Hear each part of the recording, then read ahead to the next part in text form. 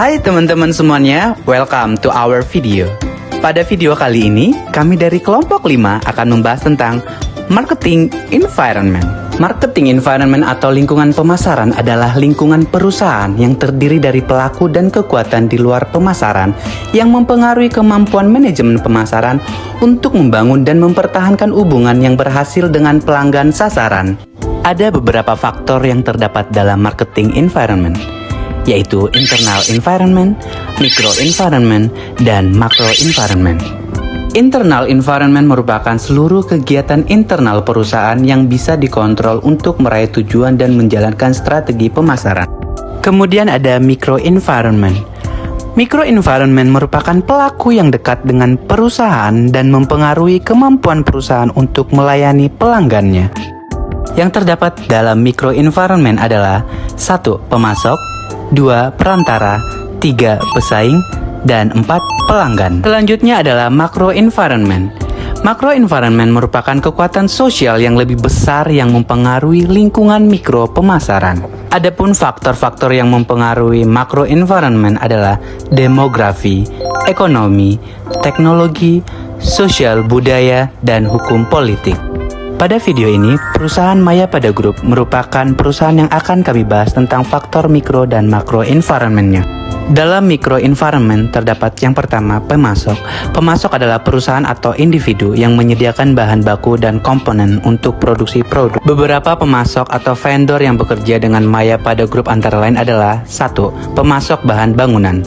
Mayapada Group bekerja sama dengan berbagai pemasok bahan bangunan seperti PT Wijaya Konsultan Bangunan, PT Citra Dharma Pertiwi, dan PT Tiga Jaya Buana. 2. Pemasok peralatan medis.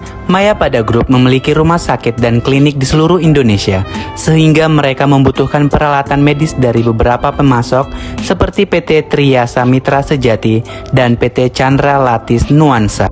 Kemudian perantara. Perantara pemasaran merupakan pihak yang menghubungkan produsen dan konsumen atau pedagang besar dan konsumen. Sebagai perantara, Mayapada Group menjembatani antara klien mereka dengan berbagai produk dan layanan keuangan yang tersedia di pasar.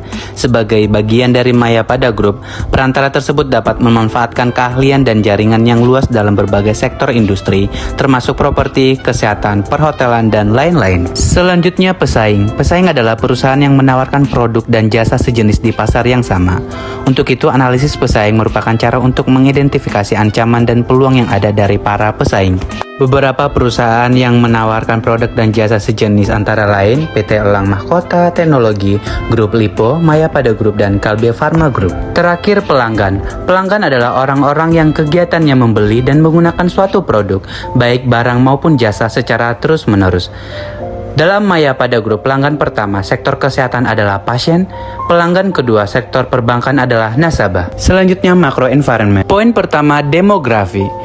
Nama Mayapada berasal dari kata Sanskerta yang artinya adalah semesta. Mayapada Group didirikan lebih dari 25 tahun yang lalu oleh Dato Sri Dr. Tahir di Indonesia.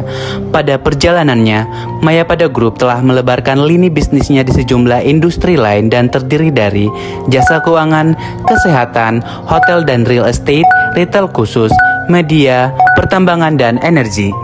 Kemudian ekonomi. Tulang punggung dari bisnis layanan finansial Mayapada Group adalah Mayapada Bank atau PT Bank Mayapada International Tbk.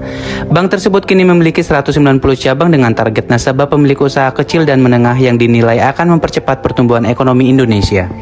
Ekonomi meliputi layanan kesehatan, properti, pariwisata, pendidikan. Selanjutnya, faktor sosial budaya. Bank Mayapada menyadari bahwa perusahaan memiliki tanggung jawab kepada stakeholders yang telah mendukung perkembangan bisnis perusahaan.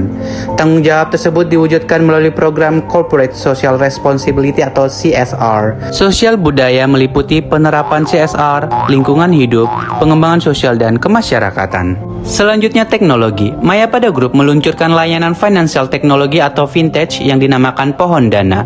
Dengan ambisinya, Victoria juga membuat target tahun depan lebih dari 20.000 peminjam, namun belum ada target untuk jumlah pendana. Terakhir, hukum dan politik. Tahir Foundation menandatangani MOU dengan 4 LSM yang bertujuan untuk memberikan bantuan dana bagi kegiatan penelitian dan penghargaan sebesar 2,6 miliar rupiah. Dan Dato Sri Tahir juga menandatangani MOU dengan Ibu Kota Negara Nusantara di Kalimantan Timur untuk mengecek langsung lahan yang akan dibangun rumah sakit Mayapada senilai 500 miliar rupiah.